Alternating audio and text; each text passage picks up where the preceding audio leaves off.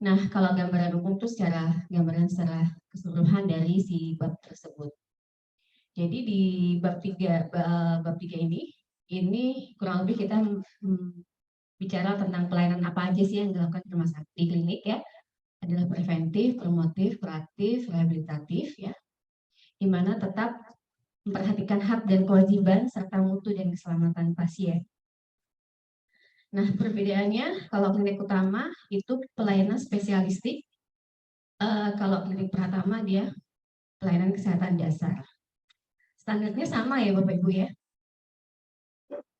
Kemudian pelaksanaan asuhan dilakukan oleh PPA. Nah, kemudian asuhan pasien yang terintegrasi berfokus pada pasien. Dan implementasi sebagai berikut ya. Ini ada pelayanan yang perhatikan hak pasien dan keluarga, dan mendukung keterlibatan pasien keluarga dan asuhan pasien. Dokter melakukan integrasi seluruh asuhan dari PPA lain, kemudian implementasi dari PPK, alur klinis, SPO, dan CPP. Nah, ini di bab 3 ini kita memang standarnya paling banyak, EP-nya juga paling banyak, ada 67. Tapi beberapa memang sudah kita ada disinggung di sebelumnya ya, seperti hak pasien dan keluarga itu di bab sebelumnya juga sudah ada gitu ya. Jadi ketika Bapak Ibu nanti melihat satu standar, itu jangan langsung menuju ke elemen penilaiannya ya. Biasanya kita langsung lihat EP-nya apa sih, EP-nya apa sih, langsung disiapin. Tapi kita harus lihat dari atas dulu, maksud tujuannya apa.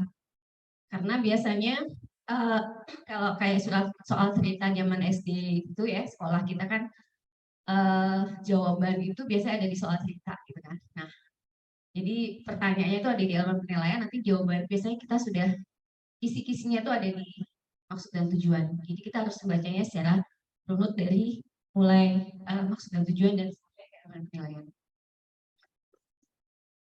Nah, di PKP 1, di hak pasien dan keluarga, kita ada 7 EP. Ya, ini sudah dijelaskan ya tadi oleh Mbak Teli. Jadi klinik itu intinya harus memastikan bahwa pelayanan diberikan itu adalah sesuai dengan pasien itu tahu, intinya pasien tahu hak dan kewajibannya itu apa. Kemudian klinik juga harus memastikan terpenuhinya kebutuhan pasien secara khusus ya, dengan pasien-pasien keterbatasan, pasien lansia, ibu hamil, menyusui, kemudian ketersediaan media untuk keluhan ya, konflik, pengaduan itu juga ada di dalam bab PKP 1 ini. Kemudian bagaimana cara klinik menangani proses keluhan itu juga di bab ini. Nah, elemen penilaiannya tersedia bukti bahwa klinik mensosialisasikan hak dan kewajiban pasien. Ya.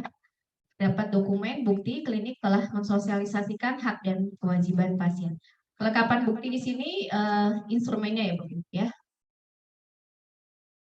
Di sini memang kalau di standar klinik kita tidak menyebutkan ini butuh dokumen, butuh nggak ada ya Mbak Tel ya, DW itu ada ya di Kepdirjen ada, di sini maksudnya di sini saya tidak mencantumkan ada dia. Dan kalau Bapak Ibu mau melihat di dalam Kepdirjennya tuh ada DWRO ya, itu Bapak Ibu bisa menjadi patokan. Kalau D itu dokumen, R itu regulasi, U itu wawancara, O itu observasi, S itu simulasi. Nah, kalau dokumen berarti D, jadi Bapak Ibu harus punya bukti bahwa klinik itu sudah memberitahukan kepada pasien tentang apa saja hak dan kewajibannya. Dan pasien tahu, gitu ya. Itu mungkin bisa dengan paraf gitu ya. Kalau pasien ada ada pas pendaftaran atau apa dari pasien paraf, ada juga bisa juga dipampang di depan gitu, kecil, maksudnya ditaruh di situ di meja gitu ya, hak dan pasien itu juga bisa. Kemudian tersedia bukti bahwa petugas menjelaskan tentang hak dan kewajiban pasien beserta keluarganya. Ini ada buktinya, petugas telah menjelaskan tentang hak dan kewajiban pasien. Kemudian yang kedua, melakukan observasi dan wawancara dengan petugas tentang cara menjelaskan hak dan kewajiban pasien beserta keluarganya. Jadi petugas ditanyain oleh surveyor bagaimana proses wawancara, proses penjelasan tentang hak dan kewajiban pasien itu. Disimulasikan dan juga kadang dilakukan observasi.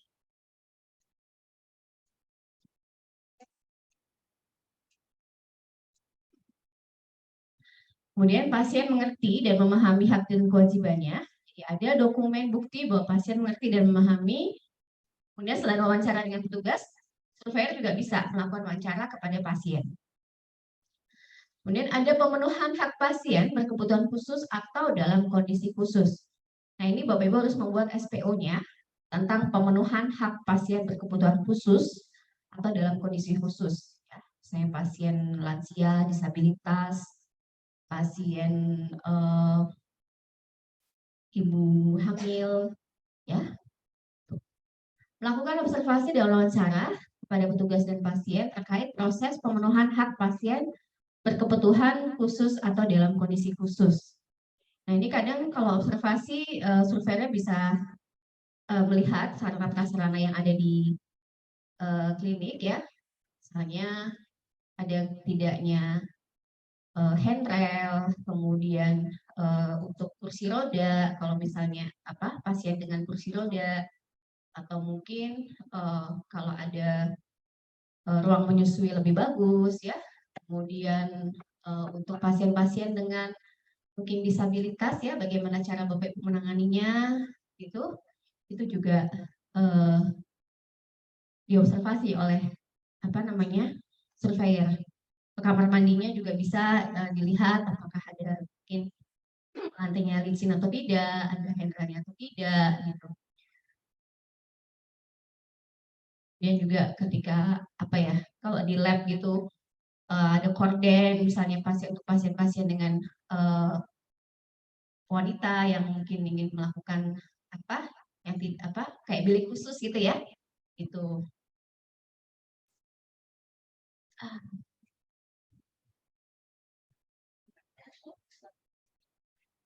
Kemudian tersedia petugas, media atau tempat untuk menyampaikan keluhan pelayanan bagi pasien atau keluarga. Dapat SPO, penanganan keluhan atau komplain. Ya, untuk elemen penilaian 5 dan 6 ini kelengkapan buktinya sama ya. Kemudian yang keenam, ada tindak lanjut keluhan oleh klinik dan dikomunikasikan dengan pasien keluarga. Ada SPO-nya tentang penanganan keluhan atau komplain. Bapak Ibu nggak usah bertanya SPO atau SOP ya, itu sungguhnya satu hal yang tidak perlu diperdebatkan, udah itu sama aja. Kemudian terdapat dokumen bukti tindak lanjut keluhan oleh klinik dan dikomunikasikan dengan pasien atau keluarga. Jadi ketika pasien itu komplain, Bapak Ibu punya tindak lanjutnya apa. Kalau misalnya nggak ada yang komplain, gimana paling nggak Bapak Ibu punya formnya, ya. Melakukan observasi ketersediaan media atau sarana untuk menyampaikan keluhan pelayanan bagi pasien atau keluarga.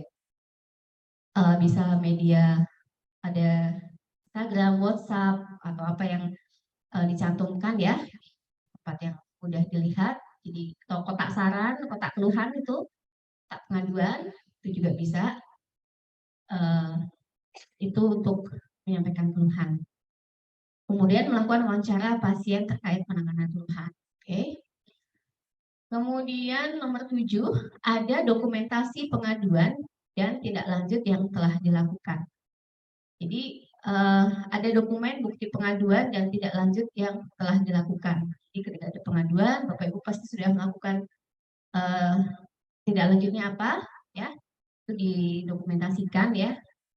Kalau misalnya ketemu dengan pasiennya di foto gitu, atau mungkin kalau misalnya dijawab di Instagram juga di screenshot, atau di WA juga di screenshot, boleh. Dan melakukan wawancara kepada petugas atau manajemen klinik tentang proses tindak lanjut pengaduan. Cukup jelas ya, mudah-mudahan hak pasien dan keluarga sudah dilakukan semua kan ya di klinik ya. Mungkin sudah, tapi mungkin kurang lengkap gitu ya, proses dilengkapi. Kemudian PKP 2, pasien dan keluarga dalam proses asuhan. Kita cuma ada 2 EP. Dalam mendukung pemberian asuhan terintegrasi, maka PPA melibatkan pasien dan keluarga dalam proses asuhan pasien. Ini pasien dan keluarga mengetahui dan menyetujui asuhan dan pelayanan yang mereka terima di klinik. Persetujuan khusus untuk tindak medis dan resiko tinggi, itu informed consent, sedikitnya memuat informasi dan penjelasan nama, tindakan, resikonya, kemungkinan komplikasi apa, tindakan alternatif, dan hal-hal lain yang perlu dipersiapkan. Pasien juga harus diberitahu oleh PPA informasi tentang rencana asuhan, proses asuhan, dan kemungkinan hasil asuhan yang diberikan. Ini semua dimasukkan ke dalam informed consent. Nah, ada bukti pelaksanaan persetujuan tindakan kedokteran dan terdokumentasi di rekam medis pasien. Ada SPO-nya, informed consent, kemudian ada bukti persetujuan tindakan kedokteran dan terdokumentasi di rekam medis. Pasien atau keluarga mengetahui rencana asuhan, diagnostik, dan kemungkinan hasil asuhan yang diberikan. Ada dokumen bukti, pasien atau keluarga mengetahui rencana asuhan, diagnostik, dan kemungkinan hasil yang diberikan. Kemudian yang kedua, melakukan wawancara kepada pasien atau keluarga, apakah sudah mengetahui rencana asuhan, diagnostik, dan kemungkinan hasil asuhan yang diberikan.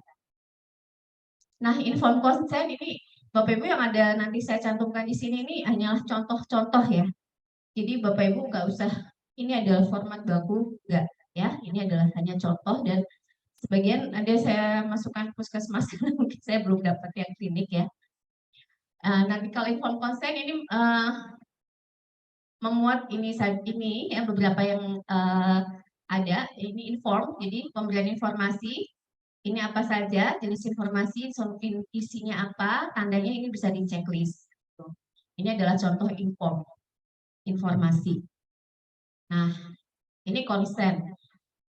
Jadi informed consent itu tidak hanya berisi persetujuan, tapi dia juga berisi penolakan. Ketika baik ketika pasien menyetujui maupun menolak, dia harus tanda tangan. Dan di sini ketika dia menolak pun kita harus ngasih tahu nih efeknya apa ke depannya kalau Bapak menolak ya. Komplikasi yang mungkin terjadi, alternatif pengobatan yang diberikan itu dimasukkan di dalam informed consent ya.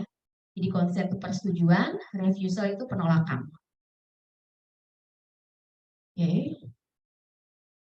Cukup jelas ya, informed consent pasti sudah punya semua. Nah,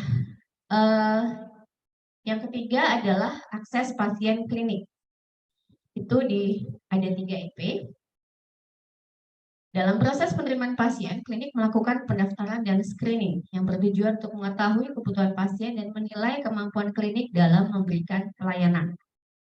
Jadi ini ketika dari jauh kan klinik udah tahu ya pas screening awal ya, pendaftaran tuh, oh ini pasiennya kira-kira sakit apa atau pasien dalam kondisi apa, kan udah kelihatan ya. Jadi kenapa screening itu? Screening bertujuan untuk mengetahui kebutuhan pasien dan apakah klinik itu mampu untuk memberikan pelayanan. Berbagai metode screening dapat diterapkan sesuai dengan kebutuhan, antara lain screening cepat dengan instrumen sederhana, secara visual, secara fisik, atau dengan menggunakan metode triase pada klinik yang memiliki UGD dan SDM yang berkompeten. Elemen penilaiannya ada prosedur pendaftaran yang ditetapkan. Jadi ada SOP-nya. Kemudian ada bukti pelaksanaan pendaftaran sesuai dengan regulasi yang ditetapkan.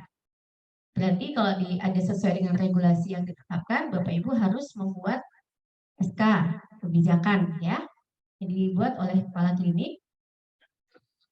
Dan tentu saja harus ada referensi yang jelas. Kelengkapan buktinya, observasi dan wawancara. Kemudian ada prosedur screening yang ditetapkan. Ya, ada SPO-nya. Kemudian ada bukti pelaksanaan screening sesuai dengan regulasi sama. Nah, ini terdapat dokumen bukti pelaksanaan screening. Oh, yang ke atas pendaftaran, sorry. Yang keempat, screening. Ada dokumen bukti pelaksanaan screening, dan kedua, melakukan observasi dan wawancara. Jadi yang EP ini intinya adalah ada SOP pendaftaran dan SOP screening, gitu. Nah, ini contoh ya kalau di pasien gawat darurat, ini triase. Kalau Bapak Ibu punya UGD. Kemudian ini contoh pertolongan pertama. Oh, ini rujukan, sorry masuk ke sini ya. Kemudian ini pengkajian pasien. Pengkajian pasien itu dilakukan secara komprehensif, mencakup berbagai kebutuhan dan harapan pasien dan keluarga. Nah, ini kajian awal. Jadi proses kajian pasien itu menentukan efektivitas asuhan. Ya, ketika pasien diterima di klinik untuk memperoleh pelayanan klinis, maka perlu dilakukan kajian awal oleh tenaga medis, keperawatan dan kebidanan, dan tenaga pemberi asuhan lain. Isi minimal kajian awal ini ada 5 poin: status fisik, psikososial, spiritual, riwayat kesehatan pasien, riwayat penggunaan obat, dan screening gizi. Kajian ulang berisi perkembangan pasien dan dievaluasi secara berkala dengan menggunakan form CPPT. Nah, kajian ulang ini hanya dilakukan oleh klinik rawat inap. Demikian pula halnya dengan CPPT. Ya. Kemudian di elemen penilainya, ada bukti dilakukan kajian pasien oleh PPA dalam penetapan diagnosis yang dituangkan ke dalam rekam medis. Ya, ada dokumen bahwa ada dokumen pengkajian pasien dalam penetapan diagnosis, jadi ada bukti kajian awalnya. Kemudian kajian awal sekurang-kurangnya memuat data 1-5 ini dilakukan dalam 1 kali 24 jam. Nah, ini yang poin 3 untuk rekam rawat inap. Kajian ulang dibuat dalam bentuk CPPT dan terdokumentasi di rekam medik. Ada bukti kajian ulang dibuat dalam bentuk CPPT dan terdokumentasi di dalam rekam medis. Ini contoh CPPT-nya. Ini contoh yang sudah diisi CPPT. Kemudian rencana dan pemberian asuhan di PKP 5 ada 3 EP di situ. Yaitu pelaksanaan asuhan itu sesuai dengan rencana asuhan. Rencana asuhan menjelaskan asuhan dan pengobatan atau tindakan yang diberikan kepada seorang pasien.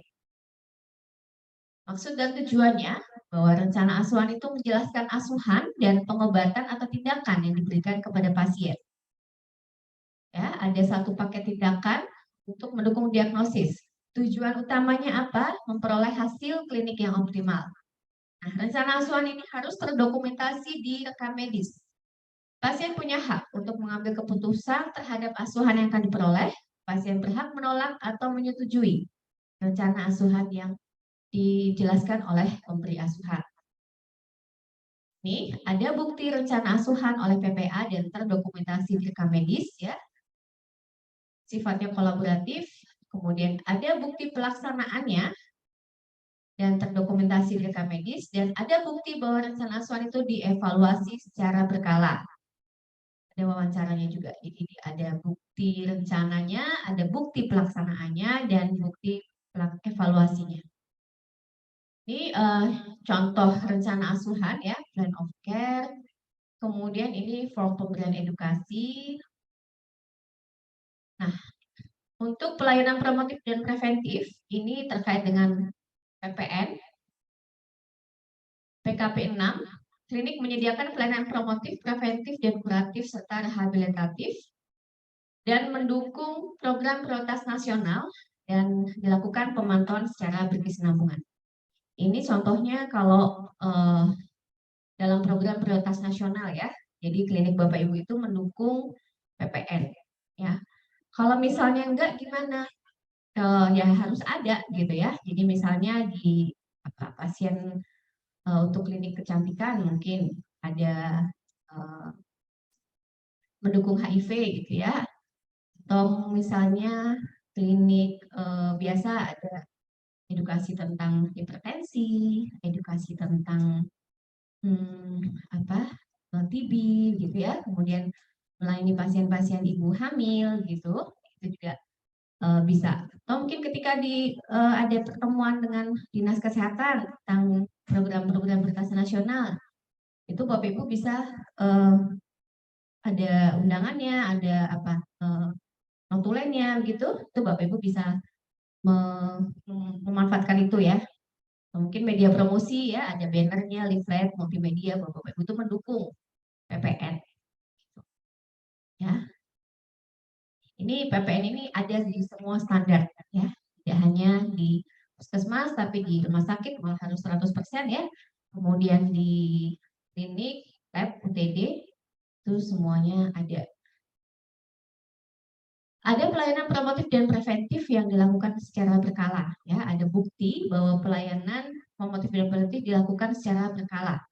Ada dokumen buktinya yang disesuaikan dengan jenis klinik ya, termasuk penata laksana sesuai standar. Jadi Bapak Ibu harus menyesuaikan dengan pelayanan yang Bapak Ibu berikan di klinik. Di di disesuaikan, disambung-sambungin, nggak disambung-sambungin, maksudnya yang mendekati lah ya, kayak pas ibu hamil, kemudian pasien apa HIV itu kan, pasien TB kan mungkin apa bisa hipertensi itu bisa di apa namanya termasuk program PPN juga. Dan ada wawancara dengan manajemen tetap tugas, ada pelayanan promotif ya. Misalnya Bapak Ibu mengadakan senam itu apa senam prolaris ya, itu juga bisa. Kemudian ada bukti pelaksanaan dan laporannya pelaksanaan program. Jangan lupa kalau kayak gitu difoto, didokumentasikan, dibuat laporan. Ya.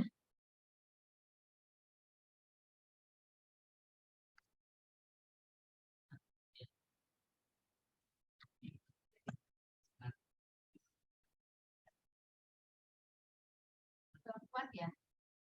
Kurang kuat ya kayaknya kalau WA grup aja ya Pak ya.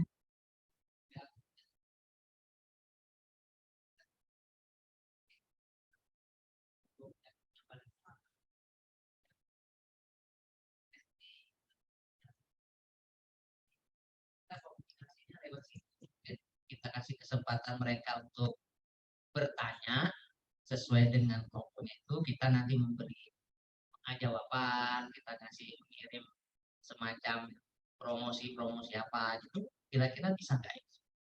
Dan itu pasti ke record ya, karena kan di WA group kan bisa dilihatkan tuh, pada saat itu kita tunjukkan ini ada responnya mereka kepada kita. Karena terus terang aja kan kalau kita mau mengumpulkan dengan beberapa orang yang alamat jauh-jauh kan memang agak sulit ya. Itu Bu.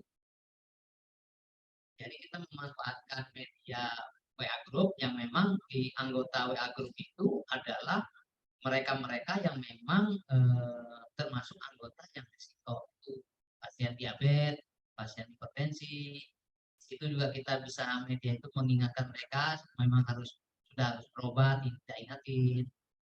Tapi tetap harus ada ini ya Pak, pencatatan dan pelaporannya.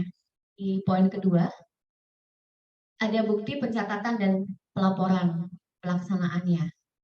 Jadi itu harus dilaporkan ke Dinas Kesehatan untuk apa namanya? Maksud saya bukti dari komunikasi di WA itu. Ya. Misalnya kita screenshot, kita ini kan itu lengkap tuh ada. Ya. Tapi yang Bapak laporkan ke Dinas Kesehatan kan tidak mungkin berupa ya. Sebagai lampiran. Oh. Ya, bisa. Ya. Belum terpikir sih saya sampai ke situ ya Pak ya, kalau WA group. Karena kalau WA group kan harus dipastikan juga mereka itu adalah pasien dari klinik ya, kemudian juga ya, kemudian juga apa namanya, kalau bisa sih tidak hanya bukti WA tapi harus dituangkan dalam satu ini ya, dalam satu program ya. Jadi mungkin Bapak sebelumnya membuat satu program pendukung itu, terus baru itu sebagai lampirannya gitu. Jadi tidak screenshot WA group itu udah langsung dikasihin gitu aja. Kayaknya kurang ya kalau gitu. Tapi ini sebaiknya kayak ada apa narasinya dulu ya, dokumennya dulu gitu. Mungkin gitu Pak ya. Kalau bisa sesekali mereka diundang atau apa juga lebih. Sebagai pendukungnya nggak apa-apa, bukti pendukungnya, tapi tidak cuman hanya itu gitu. Nah, kemudian yang PKP 7, pelayanan pasien risiko tinggi dan penyediaan pelayanan risiko tinggi. Jadi klinik harus menetapkan regulasinya, pelayanan pasien risiko tinggi dan penyediaan pelayanan risiko tinggi berdasarkan PPK. Jadi yang harus digarisbawahi bahwa ini adalah beda dari pasien risiko tinggi dan pelayanan risiko tinggi.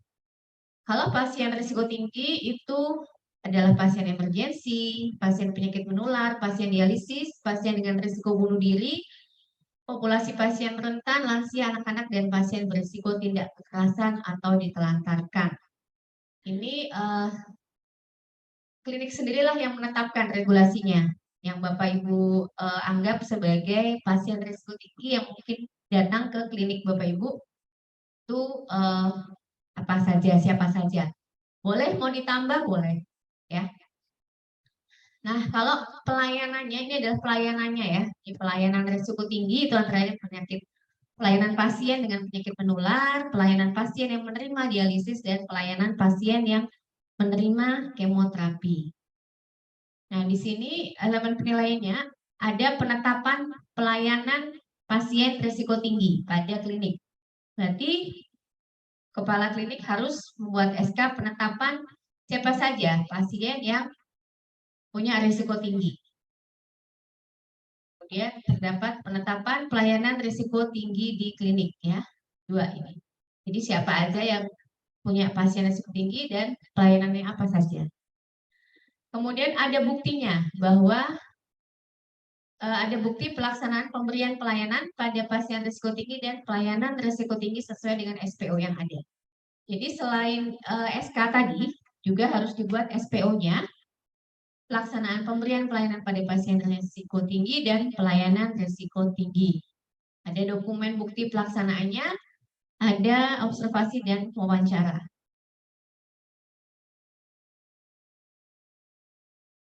Nah, ini ya, ini contoh screening awal ya, ketika Bapak Ibu melihat pasien dari jauh datang, itu kita harus sudah melihat ini pasiennya ini misalnya lemas, kemudian bagaimana cara dia berjalan, berdiri, ada pasien yang tiba-tiba pingsan, ada yang pakai alat bantu, ada yang gelisah, ada yang pucat, ada yang batuk-batuk terus, ada yang nyeri, ya, kejang-kejang.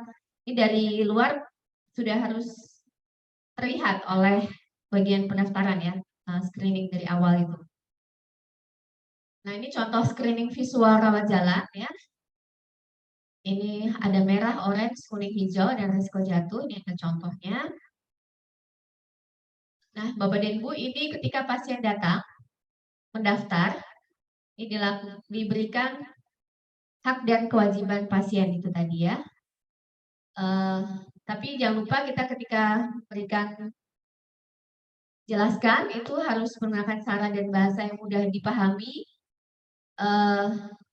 Kemudian juga setelah itu kita melakukan kajian, isi kajian awalnya dilakukan oleh secara terintegrasi ya ini. Kemudian ada dokumennya, ada regulasinya dilakukan oleh petugas yang berkompeten. Kemudian dilakukan asuhan. Nah, ketika pasien dirawat inap, maka ini harus ada koordinasi yang nanti dituangkan di dalam CPPT. Kemudian kita harus juga membuat rencana pemulangan. Nah, ini adalah contoh form kajian awal. Ini contoh asesmen pasien rawat jalan. Ini asesmen keperawatan ya. Kemudian ini asesmen gawat darurat. Ada pemeriksaan fisik penunjang, asesmen medis pasien gawat darurat juga ada di sini. Nah, ini masih sama dengan yang tadi. Nah, ini rekam medis gawat darurat contohnya. Kemudian untuk pelayanan anestesi dan bedah di PKP 8,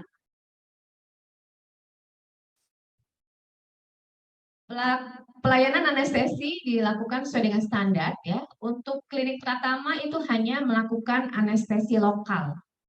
Kalau klinik utama selain anestesi lokal dia juga bisa melakukan anestesi sedasi intravena. Nah, dalam memberikan pelayanan, klinik menetapkan program mutu dan keselamatan pasien ini meliputi kajian pra-anestesi, pemantauan intra-anestesi, dan pemantauan pasca-anestesi. Pelayanan bedah diberikan sesuai dengan perencanaan berdasarkan hasil kajian dan ini dicatat dalam rekam medis pasien. Klinik Pratama hanya boleh melakukan bedah minor tanpa anestesi umum dan atau spinal.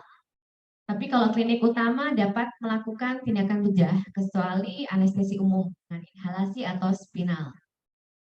Operasi sedang berisiko tinggi dan operasi besar itu nggak boleh. Nah, dalam memberikan pelayanan bedah, klinik menetapkan program mutu dan keselamatan pasien yang meliputi kajian prabedah, penandaan lokasi operasi, dan pelaksanaan surgical safety checklist. Oke. Yang pastinya harus ada ruang bedah yang sesuai dengan standar.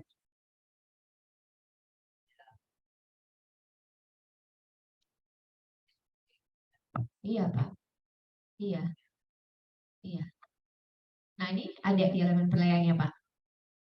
Klinik menetapkan prosedur pelayanan anestesi dan bedah sesuai dengan kebutuhan. Ya, ada SPO-nya. Pelayanan anestesi dan bedah dilakukan oleh tenaga medis yang kompeten, ya, dokter gigi. Kemudian ada dokumen bukti bahwa pelayanan anestesi dan bedah dilakukan oleh tenaga medis yang berkompeten. Kemudian ada wawancaranya, ya, dengan manajemen klinik, petugas anestesi dan bedah tentang kompetensinya. Kemudian yang ketiga, jenis, dosis, dan teknis anestesi dan pemantauan status fisiologi pasien selama pemberian anestesi oleh petugas itu dicatat di dalam rekam medis. Ada bukti bahwa jenis, dosis, dan teknik anestesi dan pemantauan status fisiologi selama pemberian anestesi dicatat dalam rekam medis pasien. Ini ya. Kemudian yang keempat, ada bukti pelaksanaan kajian prabedah. Ada bukti pelaksanaan kajian pra-anestesi dan ada bukti pemantauan dan evaluasi pasca anestesi dan bedah. Ini contoh form pemantauan anestesi ya. Jadi ini dituliskan nama obat yang diberikan, dosisnya berapa, vital sign pasien, waktu pemberian. Kemudian ini juga pre-operasi, jenis anestesinya apa, macamnya operasi apa, tanggal operasi, jam kapan mulai, kapan selesai, lama operasinya berapa lama. Ini contoh ya Bapak Ibu ya, boleh dimodifikasi. Kemudian untuk pelayanan gizi. Nah, ini dari kemarin banyak pertanyaan. Gizi itu disesuaikan dengan kebutuhan pasien dan ketentuan peraturan undang-undangan. Pemberian terapi gizi sesuai dengan status gizi dan konsisten dengan asuhan klinis. Ya, kondisi kesehatan dan proses pemulihan pasien itu membutuhkan asupan makanan dan gizi yang memadai. Oleh karena itu, makanan perlu disediakan secara reguler sesuai dengan rencana asuhan umur dan budaya. Nah, ini pasien boleh berperan serta dalam perencanaan dan seleksi makanan. Ya, dilakukan dengan status gizi. Kemudian setiap pasien harus mengkonsumsi makanan sesuai dengan standar angka kecukupan gizi. Terapi gizi pada pasien rawat inap harus dicatat dan didokumentasikan dengan baik. Kemudian keluarga pasien dapat berpartisipasi dalam penyediaan makanan asal konsisten dengan kajiannya dan rencana asuhan dan sepengetahuan petugas berkompeten dan disimpan dalam kondisi yang baik. Nah, elemen penilaiannya, kalau melihat dari maksud dan tujuannya, ini hanya untuk pasien-pasien untuk klinik dengan rawat inap. Tapi ada yang bisa dilakukan oleh klinik rawat jalan ya. Asuhan gizi dilakukan oleh petugas yang berkompeten sesuai dengan ketentuan peraturan perundang-undangan. Jadi ada SK bahwa ada petugas gizinya untuk melakukan asuhan gizi. Kemudian disusun rencana asuhan gizi berdasarkan kajian kebutuhan gizi pada pasien sesuai dengan kondisi kesehatan dan kebutuhan pasien. Ada dokumen rencana asuhan gizinya. Nah, tentu saja yang bisa buat ini adalah Satgas Gizi. Kemudian distribusi dan pemberian makanan dilakukan sesuai jadwal dan pemesanan, dan ini didokumentasikan. Ada dokumen bukti bahwa distribusi dan pemberian makanan itu dilakukan sesuai dengan jadwal dan pemesanan. Ada wawancara dengan petugas terkait distribusi dan pemberian makanan yang dilakukan sesuai dengan jadwal. Nah, apakah boleh dilakukan oleh pihak ketiga? Silakan saja Bapak Ibu ya. Di pihak ketiga kan, asal Bapak Ibu ada MOU yang jelas. Kemudian pasien dan atau keluarga diberi edukasi tentang pembatasan diet pasien dan keamanan atau kebersihan makanan. Nah, kalau ini silakan kalau untuk teman-teman di rawat jalan bisa kalau menurut saya ini bisa ya, bisa diakomodir oleh teman-teman di rawat jalan, tidak bukan PDD ya. Jadi ada dokumen bukti bahwa pasien dan atau keluarga diberi edukasi tentang pembatasan diet pasien dan keamanan atau kebersihan makanan. Jadi ketika pasien tensi atau DM datang gitu bisa sambil diberikan edukasi gitu ya. Jadi bisa masuk ke dalam PP4 ini. Dan ada wawancaranya. Kemudian ini formulir screening makanan, screening gizi ya contohnya. Kemudian ini contoh form rencana asuhan gizi. Ini form asuhan gizi pada dewasa. Ya, rencana asuhan gizi. Nah, ini form pemantauan gizinya, misalnya dari segi kebersihan dapurnya, cara penyimpanan makanannya, fasilitasnya bagaimana, cara pengolahan makanannya bagaimana. Kalau misalnya Bapak Ibu di pihak ketiga kan, artinya Bapak Ibu juga harus memastikan bahwa pihak ketiga itu melakukan hal-hal ini dengan baik begitu ya. Ketika mengirimkan juga dipantau, dilihat.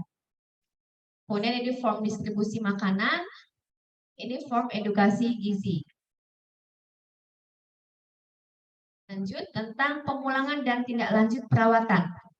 Ini juga untuk pasien-pasien di rawat inap, ya, bertujuan untuk kelangsungan layanan. Kemudian ini juga tentang rujukan dilakukan apabila klinik tidak punya kompetensi. Klinik dapat memberikan pelayanan rawat inap paling lama 5 hari. Jadi kalau kemarin banyak yang bilang nggak sampai 5 hari juga udah pulang Bu, gitu ya. Ini kami ambil dari Permenkesnya ya Pak. Permenkesnya bilang 5 hari, tapi BPJS nggak bilang segitu. Apabila memerlukan rawat inap lebih dari 5 hari, maka pasien harus dirujuk ke rumah sakit. Kemudian pemulangan pasien dilakukan berdasarkan kriteria pulang, ditetapkan oleh PJ klinik dan didokumentasikan pada resume pasien pulang. Kemudian informasi ini harus diberikan kepada pasien saat pemulangan atau saat rujukan agar pasien paham apa yang harus dilakukan. Nah, EP-nya adalah dokter melaksanakan pemulangan dan menyusun RTL sesuai dengan rencana yang disusun dan kriteria pemulangan ya. Jadi berarti di sini harus ada kriteria pemulangan itu seperti apa. Kemudian ada rencana pemulangan ya juga harus disusun. Ada bukti ringkasan pulang pasien dalam rekam medis ya, terdapat dokumen buktinya. Kemudian ada bukti pemberian informasi kepada pasien saat pulang. Ya, ada wawancara juga kalau pasien kalau survei pas datang pas ada pasien mau pulang bisa diwawancara. Nah, ini kriteria pemulangan. Ini saya ambil dari Puskesmas ya. Tapi mungkin bisa diadop, bisa disesuaikan. Jadi kriteria pemulangan pasien umum dan tindak lanjut, kriteria pemulangan pasien persalinan dan tindak lanjut untuk ibu, untuk bayi, kemudian kriteria pemulangan pasien di UGD ya. Bapak Ibu bisa menambahkan sesuai dengan kondisi dan kebutuhan klinik. Kemudian ini perencanaan pulang. Ini resume medis rawat inap. Kemudian untuk rujukan di PKP 11. Rujukan dilakukan apabila klinik tidak memiliki kompetensi, ya, sesuai dengan yang dibutuhkan pasien. Pasien harus dirujuk kalau klinik tidak mampu untuk melakukan pelayanan, dan tentu saja rujukan itu harus kepada jenis pelayanan Fasiankes yang telah bekerja sama dengan klinik Bapak dan Ibu. Dan pastikan bahwa klinik atau rumah sakit yang dituju itu punya ada dokternya, ada sarprasnya, ya, ada kamarnya, gitu ya. Kemudian pasien itu punya hak rencana rujukan, saya mau dirujuk kemana nih? Pasien berhak untuk tahu. Kemudian kondisi klinis pasien itu harus dituangkan di dalam surat rujukan. Jadi pasien ketika dirujuk itu harus membawa surat rujukan. Kemudian ini juga harus punya ambulans, ya, yang memenuhi persyaratan. Kemudian dalam hal klinik belum memiliki ambulans dapat dipenuhi melalui kerjasama dengan Fasiankes yang lain. Ada MOU-nya. Ada tata cara dan prosedur perujukan pasien, itu EP1 ya, ada SPO-nya. Kemudian klinik yang merujuk pasien harus memastikan bahwa Fasiankes yang dituju itu dapat memenuhi kebutuhan pasien. Dapat dokumen bukti bahwa klinik memastikan Fasiankes yang dituju dapat memenuhi kebutuhan pasien yang dirujuk.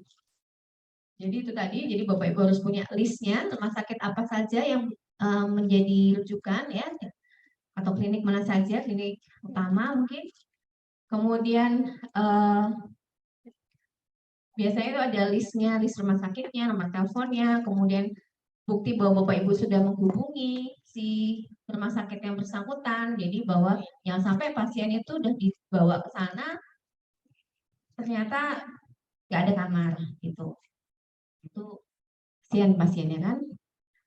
Kemudian pasien keluarga memperoleh informasi rujukan dan memberi persetujuan untuk dilakukan rujukan berdasarkan kebutuhan klinik pasien. Jadi ada dokumennya bahwa bahwa Bapak Ibu memberikan informasi kepada pasien, kemudian ada bukti persetujuannya, ya saya bersedia untuk dirujuk, kemudian ada wawancaranya juga terkait informasi itu. Wawancara bisa ke pasien, bisa ke petugas.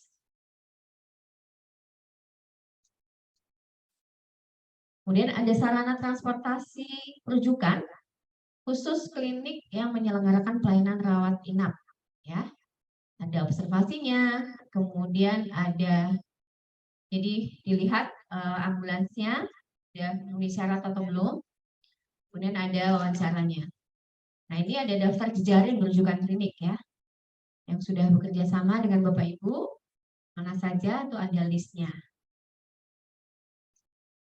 Ini form rujukan, checklist persiapan pasien rujukannya,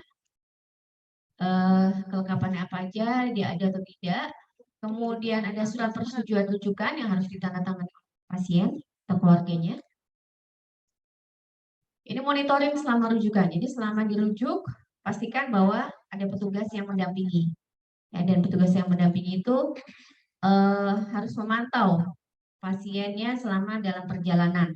Dan ketika pasien diserah terimakan, harus menggunakan metode SBAR itu tadi, ya. Nah, untuk penyelenggaraan rekam medis juga banyak pertanyaan. Jadi klinik melakukan penyelenggaraan rekam medis sesuai dengan ketentuan peraturan perundang-undangan. Rekam medis di klinik dipelihara dan terdokumentasi dengan baik.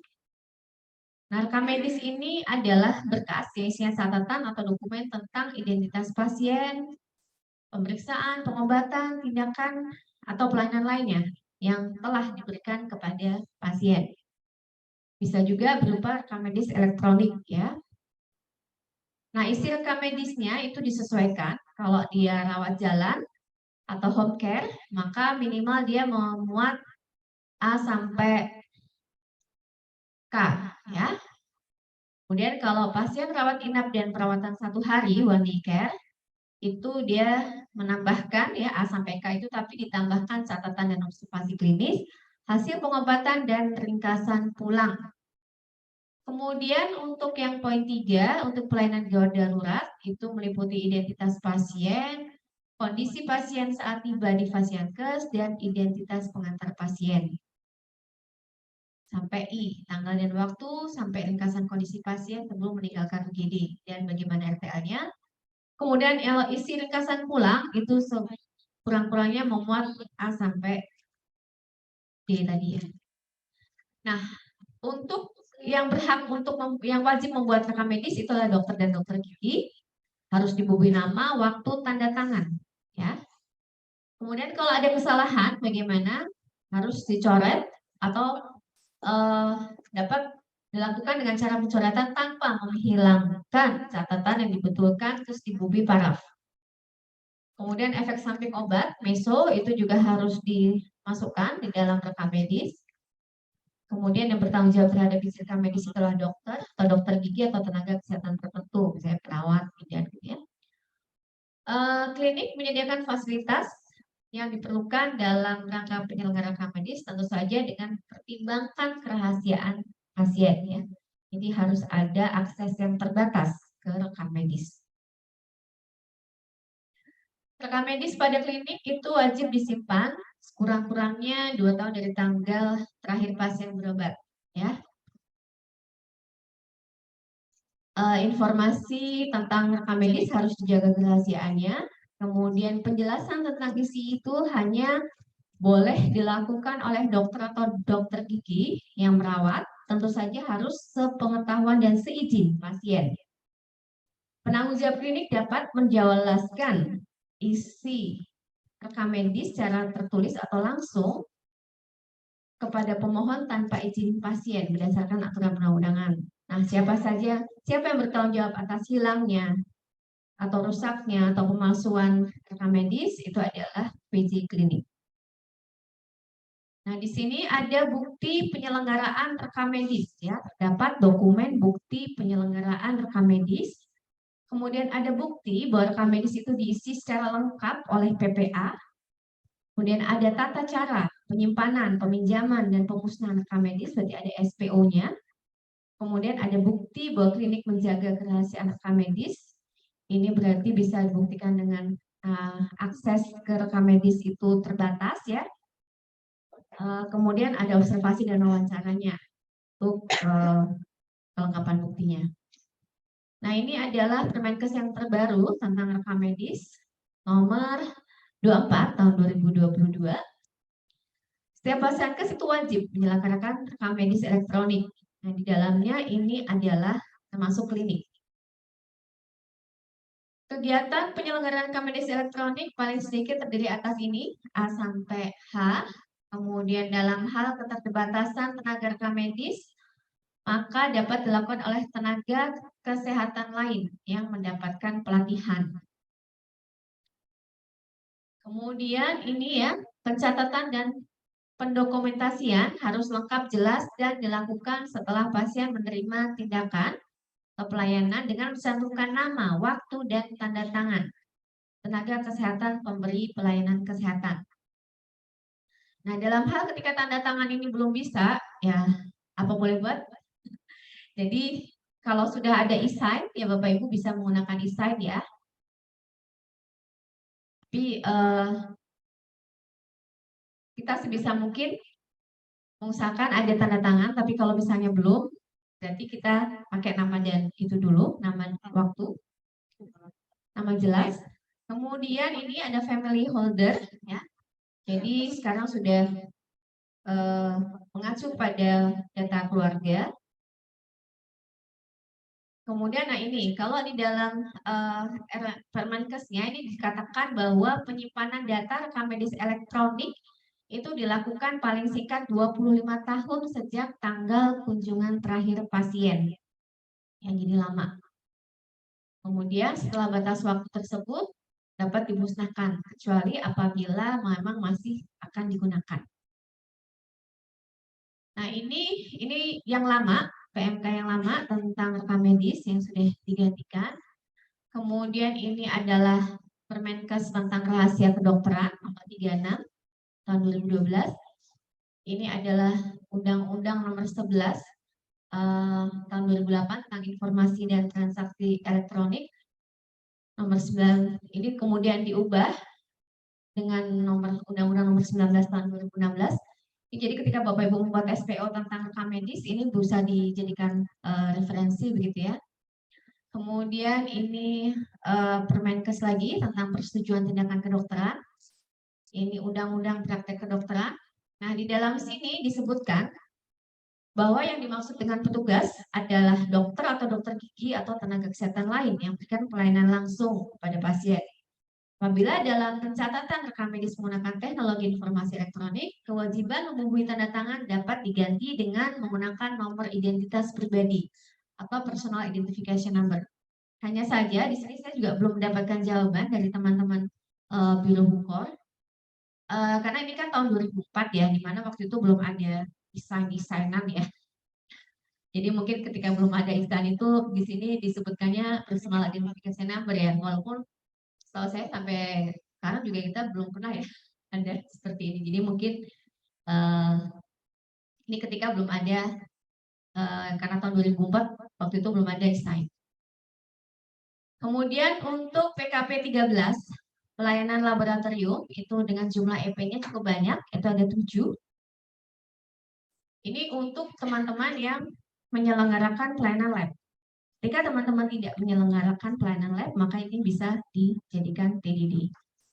Ya, kecuali untuk POCT. POCT ini tidak termasuk di dalam sini ya, Bapak Ibu. Jadi klinik rawat jalan dapat menyelenggarakan pelayanan laboratorium. Jadi ini kita tidak membedakan rawat jalan, hanya rawat inap yang lab, enggak. Jadi rawat jalan pun kita bisa masuk. Nah, kalau klinik rawat inap wajib dia menyelenggarakan pelayanan laboratorium. Pelayanan lab itu harus dikelola sesuai dengan kebijakan. Nah, ini harus ada SK dari PJ atau kepala klinik untuk menetapkan jenis-jenis pelayanan laboratorium yang tersedia di klinik Bapak dan Ibu. Karena ini sifatnya penunjang ya. Nah, klinik yang menyelenggarakan pelayanan lab harus menetapkan jenis-jenis apa saja, pemeriksaan apa saja yang disediakan oleh Bapak Ibu. Jadi harus ada SK-nya, list-listnya apa saja sih yang Bapak Ibu sediakan, apakah tes darah lengkap, tes urin, tes HIV, tes apalagi kehamilan, tes semuanya harus ditetapkan di dalam SK-nya. Kemudian lab itu wajib melakukan PMI dan PME ya. Jadi kalau sudah punya lab, jadi ya mau tidak mampu, mau tidak mau, suka nggak suka PMI PME itu wajib. Nah, ini penanggung jawab klinik perlu menetapkan jangka waktu yang dibutuhkan untuk melaporkan hasil tes yang segera, sifatnya urgent, harus mendapatkan perhatian khusus. Jadi kalau dari kalau urgent itu kalau di lab itu ada nilai kritis, di rumah sakit juga ada nilai kritis namanya, itu harus dilaporkan 30 menit sejak hasil itu diketahui oleh petugas. Di dalam INM laboratorium dan INM-nya laboratorium, INM-nya rumah sakit dan INM-nya laboratorium itu ada itu kepatuhan pelaporan nilai kritis itu 30 menit sejak hasil itu diketahui. Jadi harus si petugas harus lapor ke dokter pengirim bahwa ini loh ada nilai kritis, atau dokter pengirim, atau kalau dokter pengirim nggak bisa dihubungi, bisa langsung ke pasien atau keluarga. Kemudian reagensianya juga harus ada dan harus diidentifikasi dan ditetapkan. Selain pelayanannya, jenisnya apa saja, reagennya juga harus ditetapkan. Semua reagen harus disimpan sesuai dengan instruksi penyimpanan. Kemudian harus punya penetapan rentang nilai normal dan rentang nilai rujukan. Ya, dari mana dapatnya rentang nilai normal? Bisa menghubungi dari biasanya organisasi profesi itu punya SP Patlin itu, PDS Patlin, PDS Patlin itu biasanya punya di masing-masing daerah punya rentang nilai normalnya itu berapa. Nah, kalau pemeriksaannya dilakukan oleh lab di luar klinik, maka juga laporannya itu harus dilengkapi rentang nilai normalnya berapa.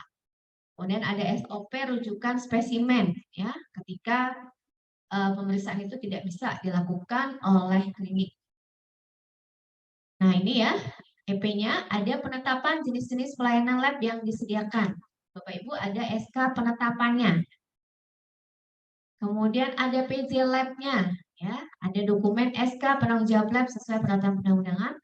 Ini kalau SK begini, Bapak Ibu bisa menjadi satu dengan SK yang di bab sebelumnya ya. Jadi kalau nggak usah khusus sendiri gitu. Jadi satu elemen penilaian itu tidak harus satu bukti. Bapak Ibu bisa melihat di elemen penilaian yang lain. Kalau misalnya dia uh, di bagian apa terdapat ada nggak di kalau di kakak saya lupa ada SDM harus mempunyai urian tugas misalnya jadi satu di situ kan, nah itu jadi bisa jadi satu bisa menjadi ini bos itu memang betul menjadi penanggung jawab lab itu. Kemudian sini menetapkan tentang nilai normal ya, ada penetapan tentang nilai normal, kemudian ada bukti reagen esensial ya sesuai dengan jenis pelayanan yang ditetapkan, bagaimana pelabelannya, bagaimana penyimpanannya. Ya, jadi jangan sampai kulkasnya jadi satu dengan makanan, minuman gitu ya, harus punya kulkas sendiri. Suhunya juga dilihat ya, suhunya harus berapa derajat ya, dipantau, ada pemantauan suhunya, ada pelabelannya untuk reagen-reagen yang memang apa namanya udah ada penamaan, ada pelabelan kalau yang mau expired gitu ya, ada yang macam obat itulah, ada yang mau expired, expired tahun berapa tuh di kelompokkan gitu ya. Kemudian ada prosedur pelaporan, pencatatan, dan tindak lanjutnya. Ada penetapan nilai kritis ya. Ini biasanya sama dengan tadi ya. PDS Paklin atau organisasi profesi atau kalau nggak ada bisa merujuk pada rumah sakit di sekelilingnya ya. Nilai kritisnya berapa? Itu boleh. Ada SPO pelaporan, pencatatan, dan tindak lanjut ya. Hasil lab kritis. Ada dokumen bukti pelaksanaan pelaporan, pencatatan dan tindak lanjutnya, kemudian ada wawancara. Ya.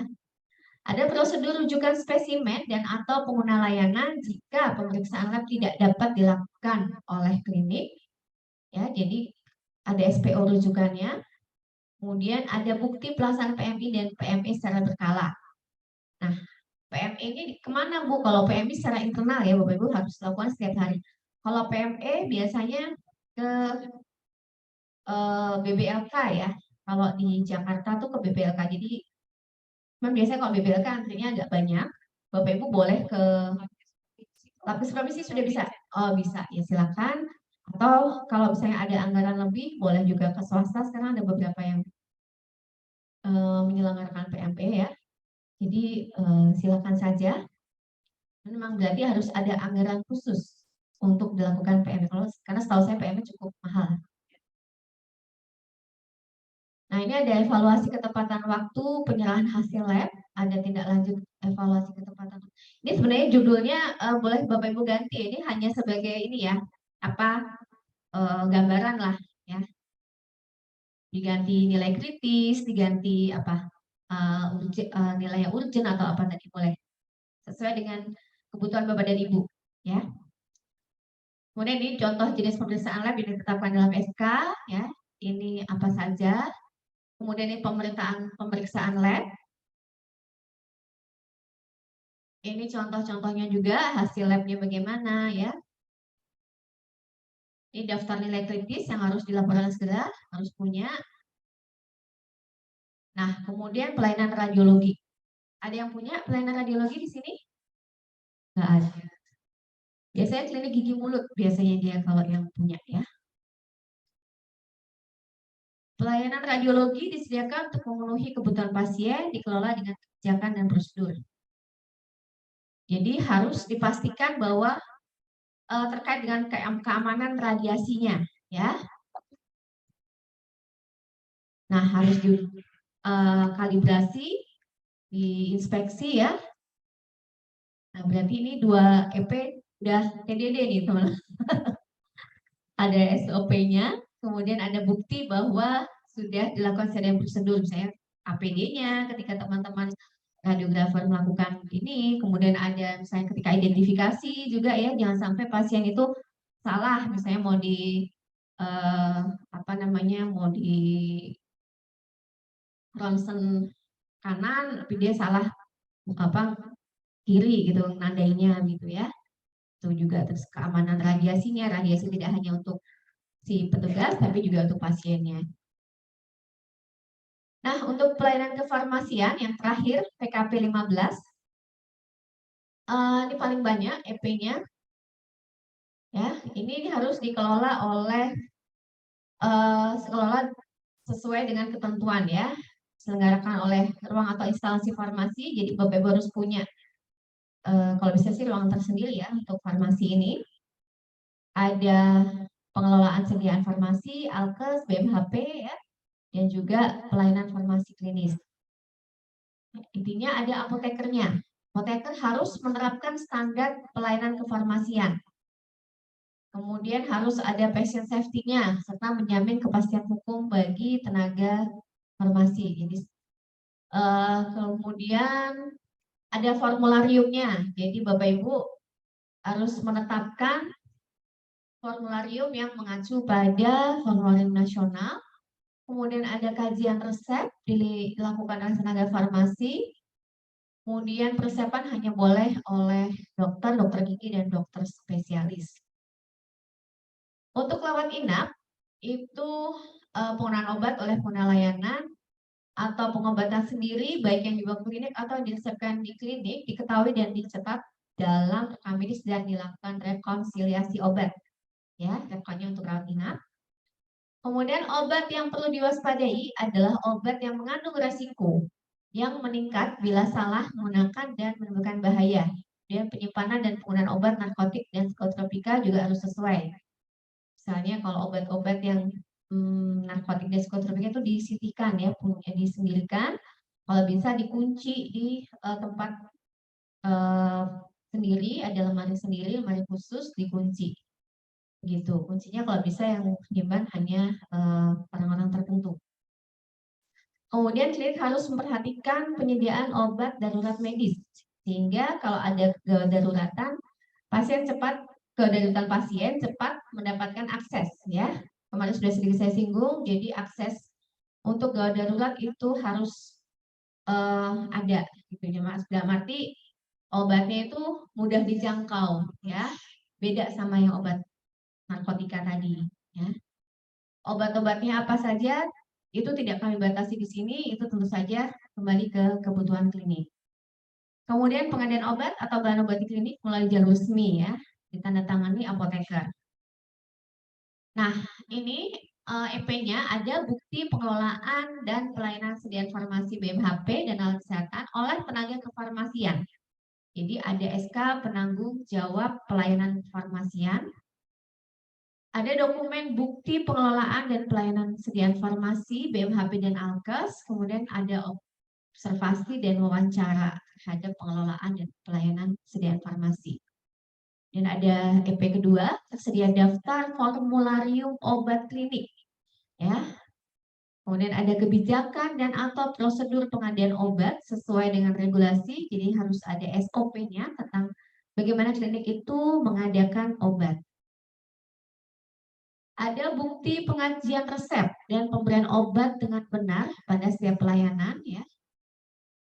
Cukup jelas di sini sebenarnya ada bukti pemberian informasi obat dan konseling oleh apoteker. Ya, terdapat bukti pemberian informasi obat, kemudian ada observasi wawancara. Kemudian yang keenam, ada bukti rekonsiliasi obat pada pelayanan perawat inap sesuai dengan ketentuan peraturan undang-undangan. Terdapat bukti rekon. Kemudian ada observasi dan wawancaranya.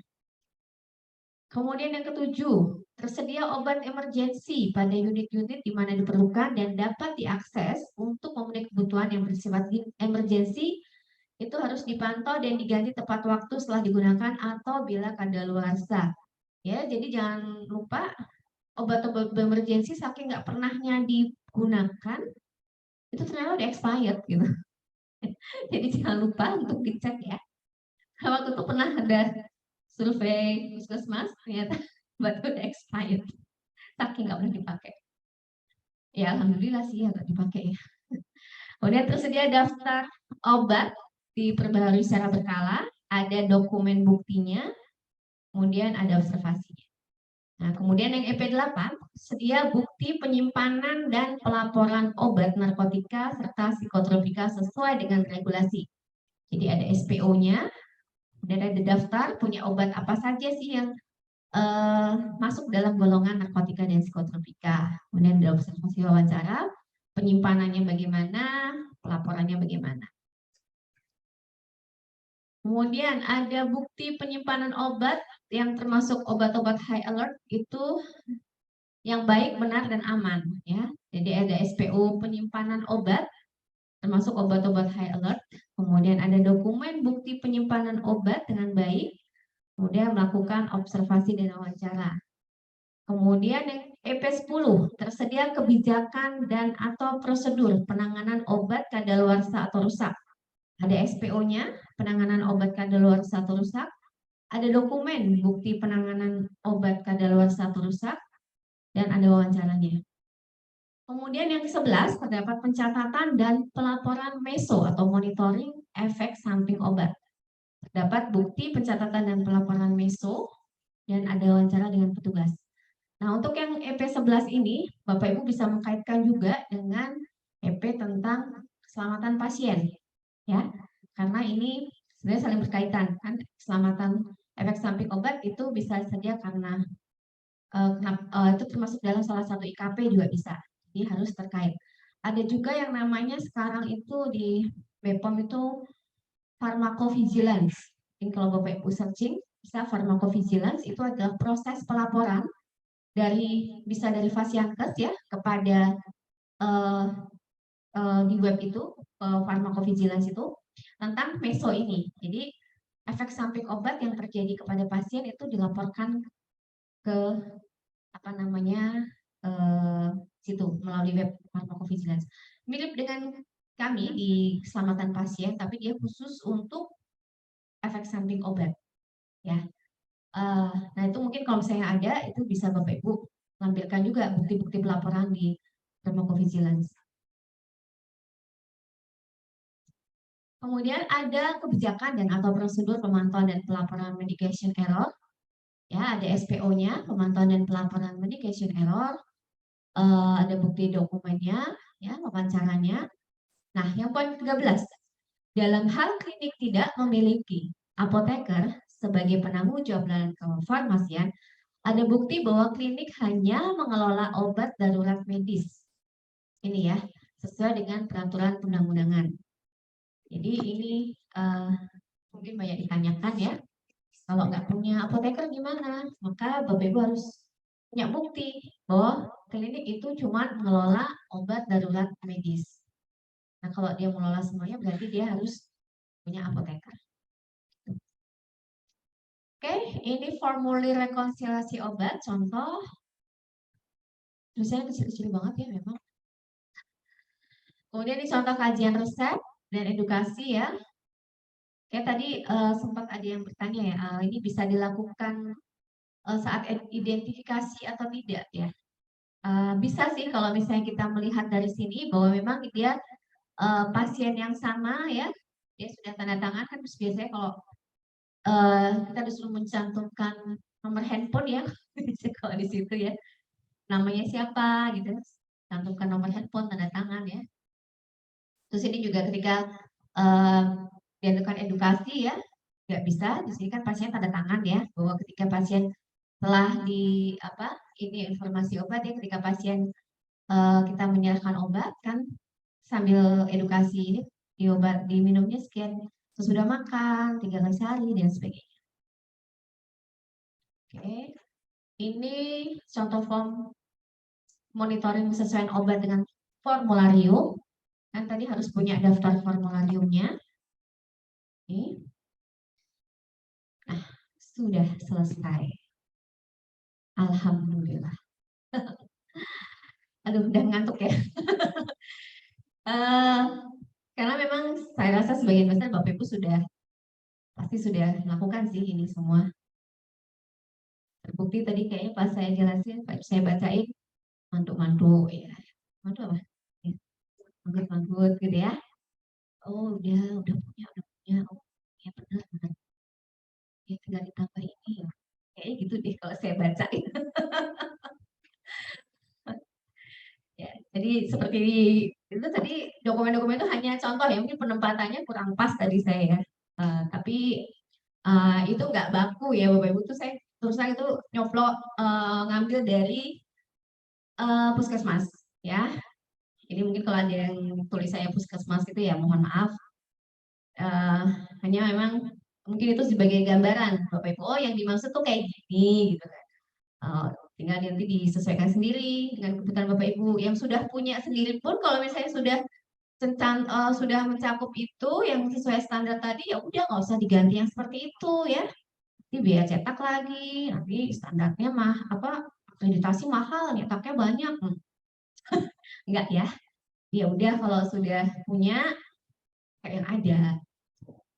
Kalau dirasakan ada yang kurang dan kurangnya prinsipal, ya mau nggak mau ya harus cetak lagi. Gitu, ada pertanyaan?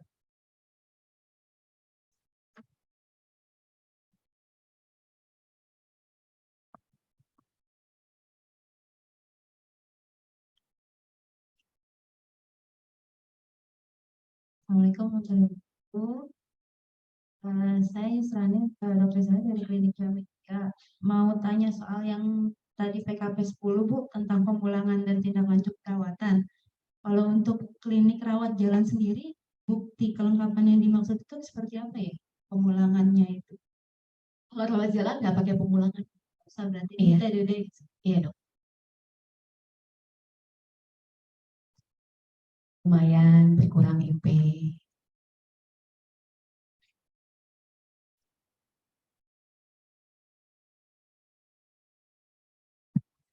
Iya mau bertanya Bapak Ibu? Ayo. Assalamualaikum, izin bertanya Ibu. Kalau di farmasi kita harus ada gudang obatnya tidak Ibu? Kemudian untuk monitoring efek samping juga kadaluarsa, kalau memang di 3 bulan terakhir atau di tahun terakhir kita nggak ada, itu apa yang harus kita lakukan? Kita buat laporannya atau cuman kan itu ada formulir bantu untuk monitoring efek samping, itu cuman kita tulis nihil cukup seperti itu atau ada laporan yang tersendiri? Terima kasih.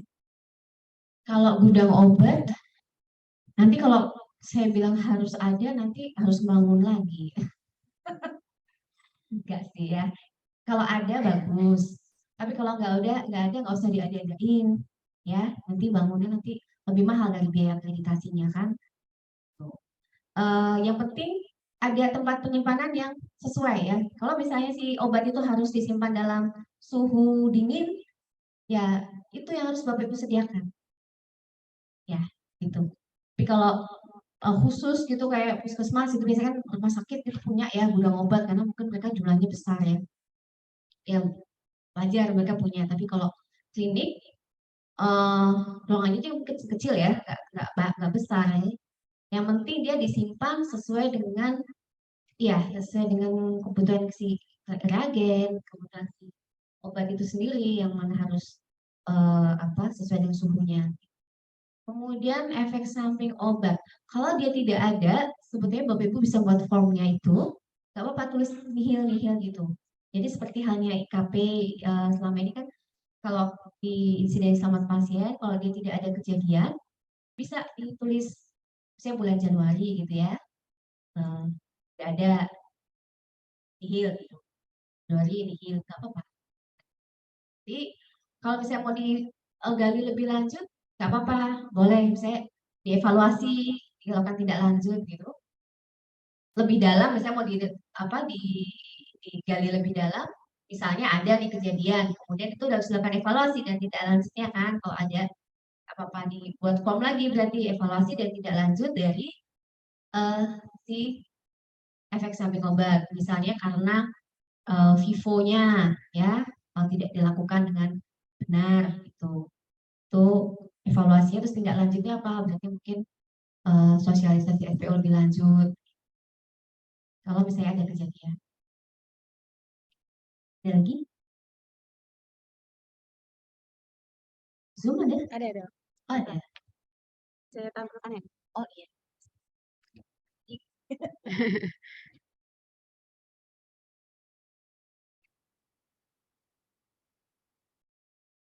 Sudah.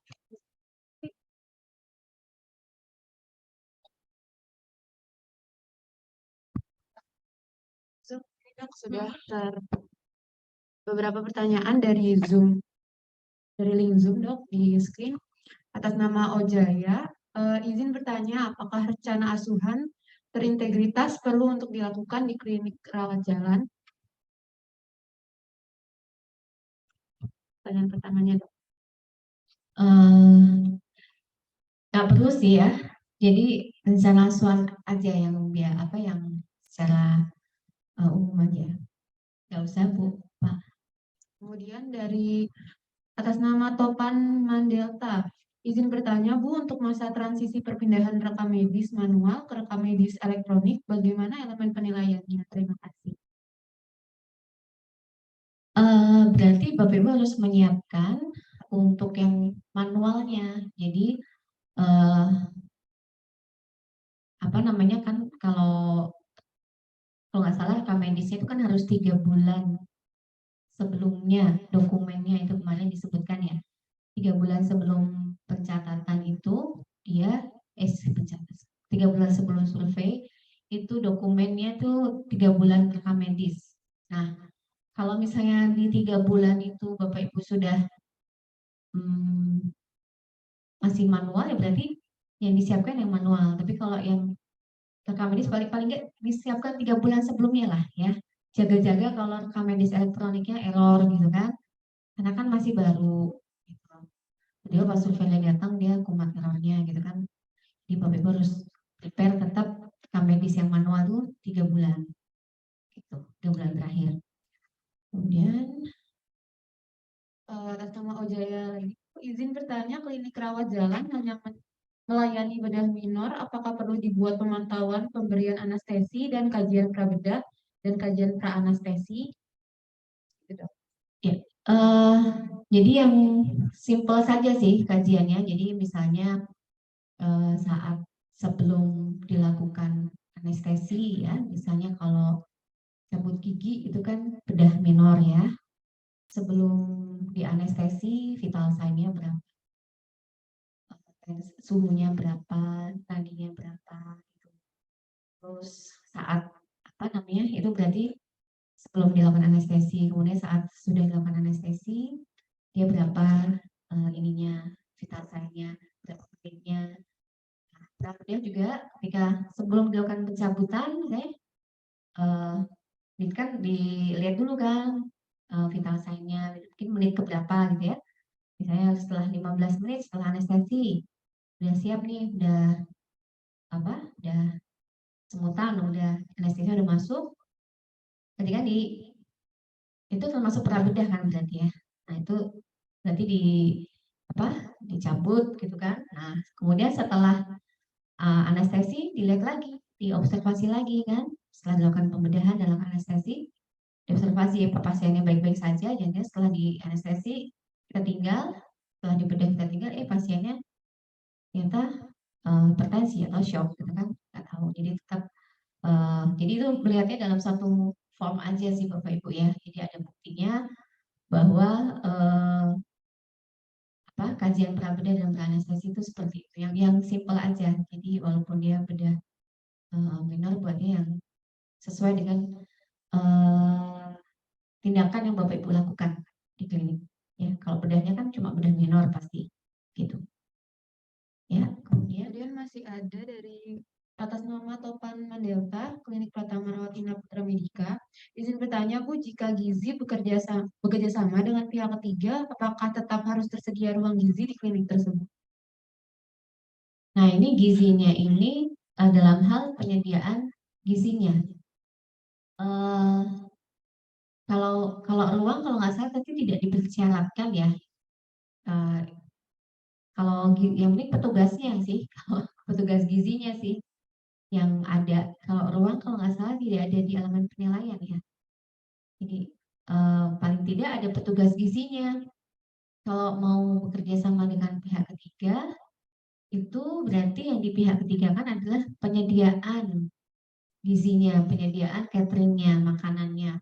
Karena mungkin tidak bisa menyediakan dapur, ya. Jadi di pihak ketiga kan. Tapi tentu saja ketika mempihak ketiga kan, dia harus punya apa sih? Harus punya petugas gizi untuk melakukan rencana asuhan gizi itu tadi, ya, menentukan si pasien itu seberapa butuh gizi seberapa gitu. Kemudian klinik Pratama, oh enggak. Terakhir dari Yani Klinik Alif Medika. Izin bertanya, prosedur screening gizi pada pasien apakah hanya dengan Mas atau ada cara lain? Karena di klinik rawat jalannya tidak ada pelayanan gizi. Kalau tidak ada pelayanan gizi berarti tidak perlu tidak perlu apa? Yang gizinya kan tadi TDD ya?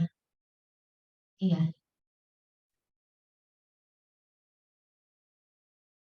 Sudah ada pertanyaannya dari Zoom. Ya, dari Zoom pertanyaannya sudah. Apakah yang di ruang masih ada pertanyaan lagi, Bapak Ibu? Iya, Dok.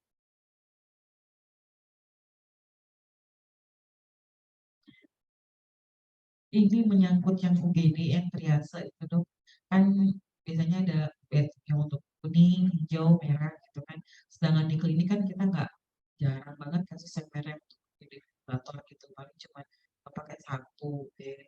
Nah, itu apa kita harus siapkan 3 bed gitu. Jadi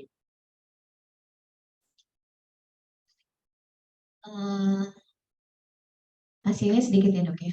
UGD paling cuma pakai 1 bed aja sih, jarang. Cuma tindakan yang dengan tindakan yang parah-parah. Yang parah langsung Kalau menurut saya sih nggak apa-apa ya, cuma satu bed ya. Yang penting ada ininya ya, apa? Kemudian juga SOP-nya jelas. lainnya tetap Ya kalau saya lainnya tetap dibuat, tapi susah ya pilih satu ya. Iya sih. Ini aja ya. eh, jauh aja. Iya, Jauh. iya sih. Eh, Ya udah satu aja ya. Tapi tapi SOP-nya tetap dibuat ya, bahwa sesuai dengan yang ada. Jadi kalau misalnya menemukan pasien dengan itu yang selain hijau tadi, berarti harus dilakukan rujukan gitu loh. Bukan berarti kan, Iya, tapi dulunya sama iya.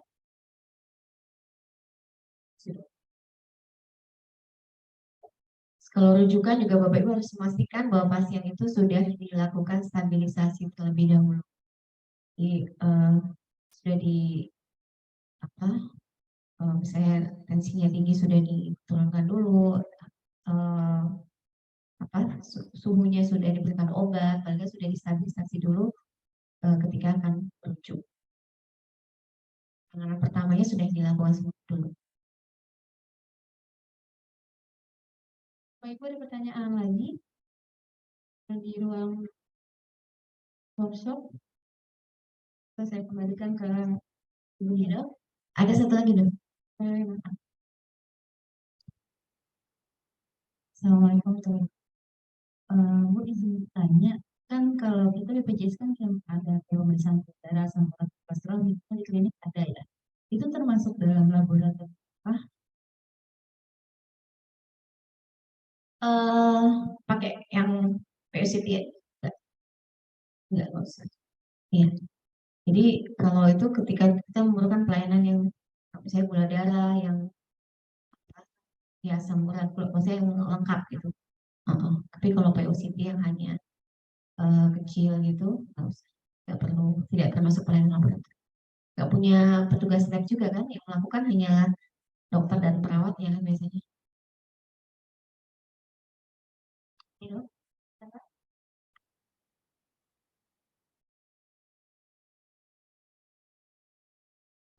Kalau misalnya laboratoriumnya jejaring mana? Jejaring semuanya.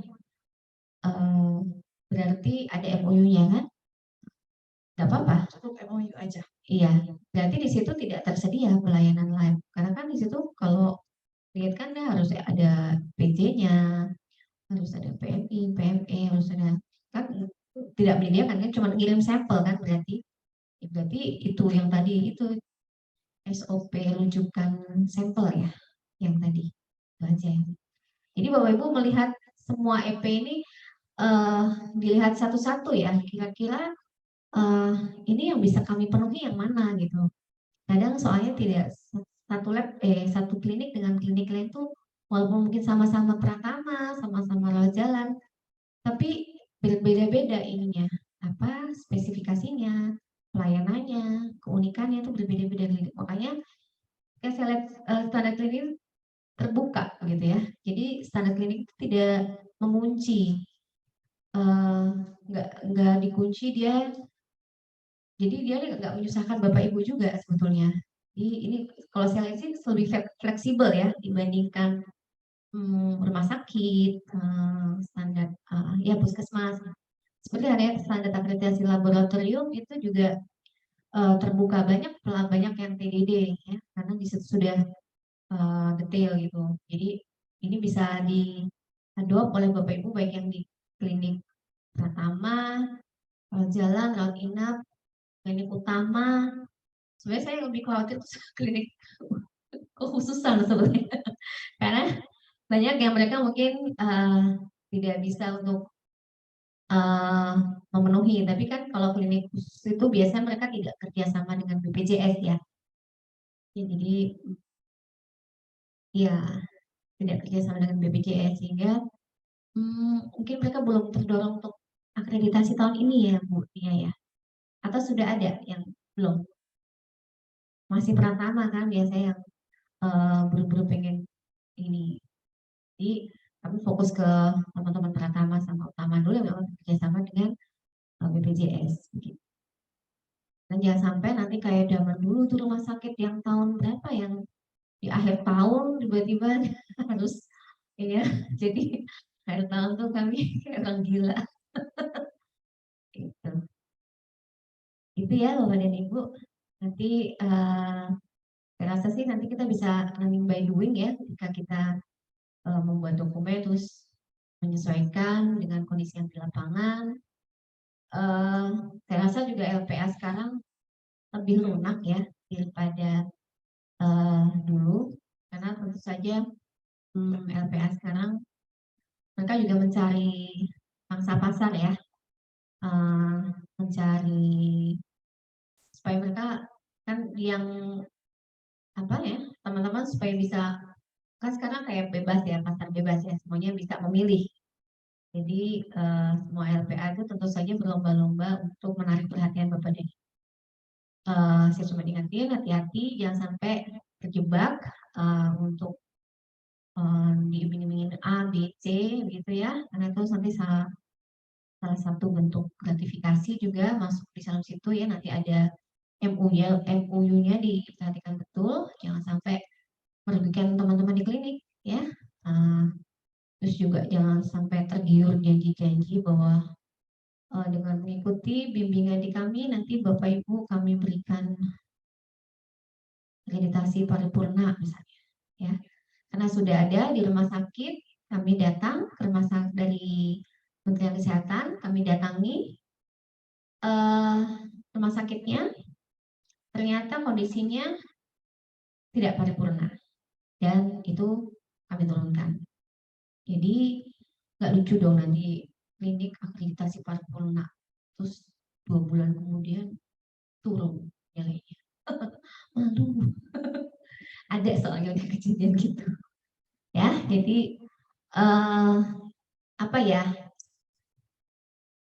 jujur aja lah ya apa adanya gitu saya sih bukan jujur ya apa ya jangan terus mengandalkan bimbingan dari LPA janji-janji karena kalau saya bimbingan di LPAA nanti dapat akreditasinya surveinya sama mereka nanti dapat akreditasinya paripurna ya mungkin iya paripurna tapi mungkin bisa jadi kena survei sampling dari kami Kementerian Kesehatan random sampling kami datang terus lah kok begini paripurna misalnya kan ya jadi deg-degan ya do the best aja lah. Jadi maksud saya mumpung ini relaksasinya masih banyak banget ya Bapak Ibu ya. INM cuma sekali, sebulan, IKP-nya cuma bikin surat pernyataan, aspaknya juga masih begitu ya. Klinik belum banyak yang disurvei, surveinya masih survei lama ini yang sekarang tuh masih survei yang existing ya. Jadi belum ada surveyor baru yang mungkin eh, pelatihannya tuh mungkin mereka baru pelatihan pakai Zoom gitu ya, mungkin belum pernah survei atau jadi plus minus ya. Kalau survei lama berarti kan mereka sudah pengalaman. Tapi kalau survei baru eh, mereka biasanya mungkin lebih iya aja, kayak iya karena nggak ngerti mungkin ya. Itu bisa jadi. Nah, jadi plus minus sih Bapak Ibu ya. Jadi bismillah aja ketika kita melakukan yang terbaik, insya Allah hasilnya juga baik. Amin. Mungkin itu aja ya. Oke, ada Ya. pertanyaan terakhir dari Zoom. Izin bertanya dari Pak Yanuar Budi untuk konsultasi pembuatan dokumen Kemudian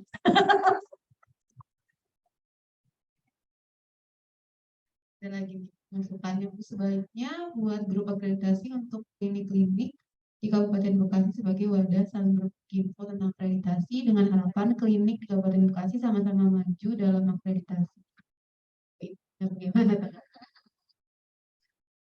Terima kasih. Saya coba jawabnya untuk grup. Mungkin mangga silahkan Bapak Ibu klinik, Bapak-Bapak Ibu ini membuat grup. Karena kebetulan kalau saya invite satu-satu tuh kayaknya nggak mungkin ya. Saya nggak punya kontaknya. Jadi mungkin silakan Bapak Ibu membuat grup, invite kami dari Dinas Kesehatan. Tuh, silakan dibentuk grup klinik. Nanti boleh mengundang kami dari Dinas Kesehatan, tim Dinas Kesehatan. Kami akan bergabung di, kalau di Asplin itu kan punya itu mah punya ini organisasi ya. Nah ini mah di luarnya, jangan apa? Jangan dalamnya. Jadi mangga silakan. Nggak apa-apa. Memang sebenarnya kami juga apapun infonya akan kami share di Asplin. Tuh, akan kami share di Asplin karena itu kan salah satu bentuk kerjasama kami dengan organisasi ya, dan Bapak Ibu pun akan selalu ada didampingi oleh organisasi Bapak Ibu. Mangga silahkan mau dibentuk, mangga saya akan ikut bergabung kami ke Dinas Kesehatan. Tapi kalau untuk dokumen, mohon izin dokter Mimi jangan ke saya, nanti saya japri terus ini dok, bisa ditelepon terus. Nah, jadi kita belajar sama-sama tadi sudah disampaikan ya dok ya. dokumen nggak ada yang baku.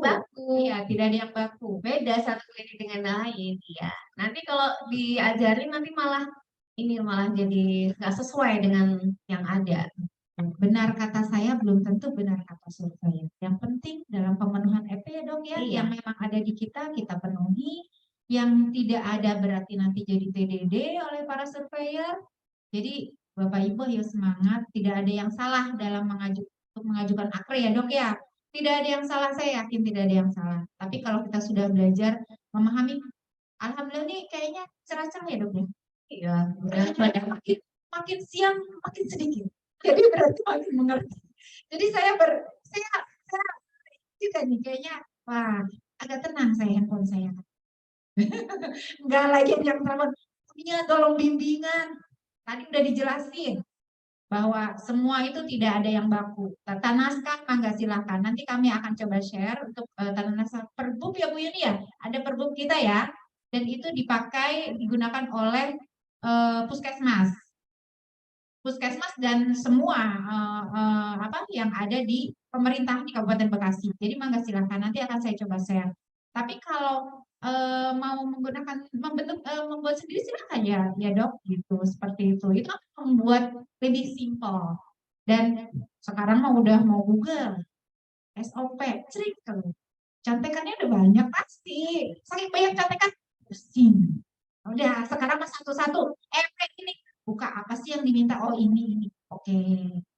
Kalau salah benar udah nggak usah mikirin salah benar. Yang penting apa yang kita lakukan kita catat, betul dong? Apa yang kita catat ya kita lakukan. SOP-nya seperti itu. Mungkin itu aja. Sebenarnya kan kalau akreditasi itu memotret ya. Jadi ketika Bapak Ibu sudah melakukan pelayanan selama ini sesuai dengan prosedur, ya sebenarnya tidak terlalu banyak yang diperbaiki ya. Kalau sudah mungkin tinggal disempurnakan. Nah kan itu hanya potret bahwa kita sebenarnya itu sudah melakukan semua kok itu tuh sebetulnya. Nah, tinggal disempurnakan. Nah, sebetulnya Bapak Ibu, cita-cita dan harapan kami di Kementerian Kesehatan, khususnya di Direktorat Mutu, itu sama dengan harapan Bapak Ibu. Kami bisa memberikan contoh-contoh dokumen, contoh-contoh pelaksanaan akreditasi. Tapi sekali lagi terbentur oleh SDM dan anggaran. Makanya Ibu Direktur kami itu membuat, kalau Bapak Ibu sudah follow Instagram kami Direktorat Mutu di Mutu Yankes, itu di situ biasanya kalau misalnya ada kegiatan-kegiatan itu kami share di situ supaya Bapak Ibu harapannya bisa mengikuti melalui Zoom, melalui YouTube gitu. Nah, cita-citanya tuh melalui teman-teman kami yang milenial itu mau bikin itu Mbak, udah disuruh sama Bu Direktur. Jadi bagaimana proses akreditasi itu dimulai dari saya Fasiankes bawa apa ke dinas atau Fasiankes buka apa dulu. Itu udah tergambar sih di sini, cuman ya mungkin karena kita nggak ada anggaran juga sih. Kan kalau kayak gitu harusnya pakai konsultan IT ya. Jadi teman-teman milenial itu lagi ngotak-ngatik gitu, gimana harus ada pemeran, harus berperan dong ya, harus jadi ini. Jadi lagi kita tekannya sih gitu, jadi supaya nanti nggak perlu ada bimbingan berbayar gitu, sudah terpikirkan di kami seperti itu. Tapi ya sebatas baru melalui media Zoom dan media YouTube. Mudah-mudahan lah kita punya waktu dan kesempatan buat membuat seperti yang Bapak Ibu inginkan ya. Karena terus kami mengampu 5 rumah sakit, klinik, laboratorium, UTD, puskesmas, 6 TPMD. Jadi dengan satu tim ker itu cuma 10 orang dan total cuma 60 orang, itu ya cukup terseok-seok sih. Gitu. Ya, jadi kalau Bapak bilang keterbatasan SDM ya kami juga sih. Tapi satu tim tuh ngurusin klinik cuma 10. Ya, gitu aja ya. Agak sedikit curcol. Sama ya, berarti bukan Bapak Ibu aja yang kurang SDM. Kemenkes sama, kami sama. Ini masih 10 orang, saya satu rumah sakit ini cuma berempat sama support. Sudah jadi curcol. Mungkin dong hak kewajiban pasien dari yang klinik yang satu lagi mungkin ya kita jawab ya. Kayaknya ini. Izin bertanya, di hak dan kewajiban pasien setelah petugas melakukan wawancara dengan pasien, apakah perlu dibuatkan form yang ada tanda tangan pasien untuk bukti bahwa kita telah wawancara dan pasien mengerti? Oh boleh, bisa. Iya, silakan buat form. Jadi bukti bahwa pasien itu sudah mendapatkan sosialisasi tentang hak, udah tahu. Jadi kalau misalnya ternyata kenapa-napa pasiennya, lo kan tadi udah tahu hak kewajibannya apa, udah tanda tangan. Nanti kalau pasiennya di wawancara sama surveyor, udah tahu belum hak dan kewajibannya apa?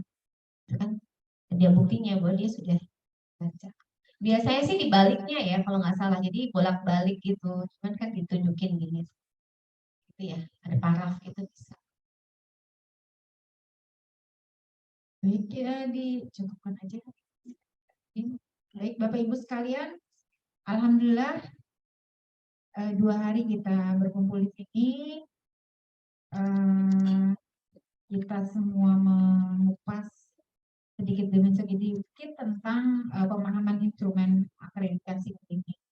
Mudah-mudahan apa yang disampaikan oleh narasumber kami dan kami sebagai tim dari Dinas Kesehatan mencoba menjembatani, mencoba untuk membuka langkah pertama nih untuk klinik, bagaimana kita memahami apa sih awal yang harus kita lakukan. Mudah-mudahan dengan pertemuan ini bisa menjembatani dan membuat Bapak Ibu di klinik ini semakin semangat. Harapan saya apa yang bisa kami adakan ini bisa dimanfaatkan dengan baik, dan mudah-mudahan bisa memicu semua klinik yang ada di Kabupaten Bekasi ini untuk bisa terakreditasi di tahun 2023, supaya juga kan belakangnya bekerja sama dengan BPJS sudah diputus. Jadi mangga silakan semangat Bapak Ibu untuk bisa akreditasi tahun ini. Terima kasih atas narasumber yang sudah 2 hari membimbing kita semua di sini. Terima kasih kepada Bapak Ibu semua yang selalu fokus dan alhamdulillah semakin ceria di hari akhir gitu ya. Saya menunggu undangan dan surat pemberitahuan bahwa klinik akan disurvei tanggal sekian. Oke? Jadi Bapak Ibu jangan lupa kalau sudah mendapatkan jawaban dari lembaga kapan akan disurvei, jangan lupa sama kami diberitahu. Tidak apa-apa, tidak diundang, tapi paling tidak diberitahu, oh iya klinik ini sudah akan akreditasi. Dan hasil dari akreditasi, mudah-mudahan nanti juga kami bisa tahu, mungkin nanti saya bekerja sama juga dengan Bu Ellen ya, dari Aspin ya Bu Ellen ya, supaya kami bisa memantau berapa klinik yang sudah terakreditasi, berapa yang sedang maju, berapa yang masih menunggu, mungkin itu. Terima kasih atas perhatiannya Bapak Ibu semua. Saya pribadi mohon maaf bila ada kekurangan, kesalahan selama pertemuan kita selama 2 hari ini. Saya mewakili tim dari Dinas Kesehatan. Sekali lagi saya mohon maaf. Wabillahi taufiq wal hidayah. Wassalamualaikum warahmatullahi wabarakatuh. Hati-hati di jalan, sehat selalu, semangat selalu. Saya tunggu kabar baiknya. Sebelum pulang masih ada snack manis. Mangga Bapak Ibu. Terima kasih. Bagaimana mau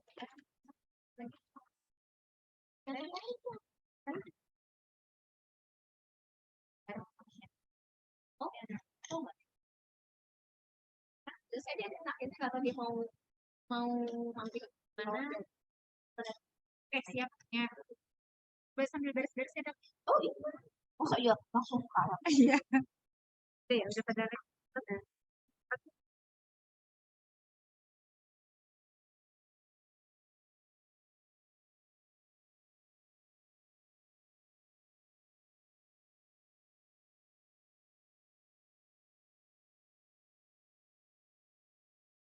Ibu yang sudah bergabung di link Zoom kami, mudah-mudahan apa yang bisa kami sampaikan pada pertemuan workshop kali ini bisa bermanfaat untuk kita semua.